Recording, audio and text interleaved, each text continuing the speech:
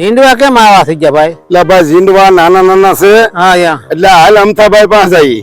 અમથાભાઈ પાસે? હા હાલ હાલ હા ઝીંડવું વધતું ને આમ જો અરે પણ અમથા પાસે આવી હાલ ની. હાલો હાલો એ બાયડીના મોહમાં પીડ્યું રહી છે હમણાં. અમથાભાઈ તો પણ ભાઈ બોલો. પેલા બેહુની ગમાણીમાં હું તો હાલની ભાઈ. હાલો હાલો હાલો આ ઝીંડવા તો જો ઉઠ ઉઠ.